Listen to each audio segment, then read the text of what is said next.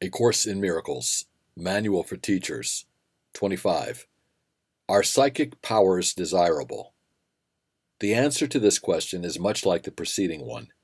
There are, of course, no unnatural powers, and it is obviously merely an appeal to magic to make up a power that does not exist. It is equally obvious, however, that each individual has many abilities of which he is unaware. As his awareness increases, he may well develop abilities that seem quite startling to him.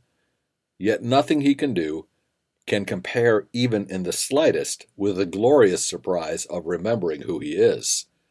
Let all his learning and all his efforts be directed toward this one great final surprise, and he will not be content to be delayed by the little ones that may come to him on the way. Certainly there are many psychic powers that are clearly in line with this course. Communication is not limited to the small range of channels the world recognizes. If it were, there would be little point in trying to teach salvation. It would be impossible to do so. The limits the world places on communication are the chief barrier to direct experience of the Holy Spirit, whose presence is always there, and whose voice is available but for the hearing.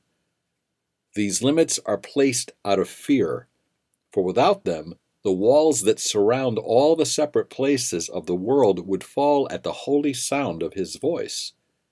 Who transcends these limits in any way is merely becoming more natural. He is doing nothing special, and there is no magic in his accomplishments. The seemingly new abilities that may be gathered on the way can be very helpful. Given to the Holy Spirit and used under his direction, they are valuable teaching aids. To this, the question of how they arise is irrelevant. The only important consideration is how they are used. Taking them as ends in themselves, no matter how this is done, will delay progress. Nor does their value lie in proving anything. Achievements from the past, unusual attunement with the unseen, or special favors from God. God gives no special favors, and no one has any powers that are not available to everyone. Only by tricks of magic are special powers demonstrated. Nothing that is genuine is used to deceive. The Holy Spirit is incapable of deception, and he can use only genuine abilities. What is used for magic is useless to him. But what he uses cannot be used for magic. There is, however, a particular appeal in unusual abilities which can be curiously tempting. Here are strengths which the Holy Spirit wants and needs, yet the ego sees in these same strengths an opportunity to glorify itself.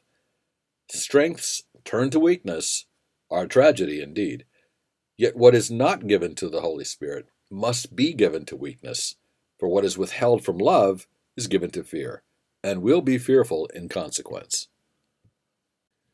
Even those who no longer value the material things of the world may still be deceived by psychic powers.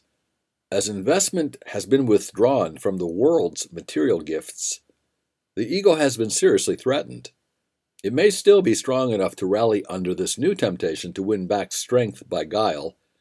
Many have not seen through the ego's defenses here, although they are not particularly subtle. Yet, given a remaining wish to be deceived, deception is made easy.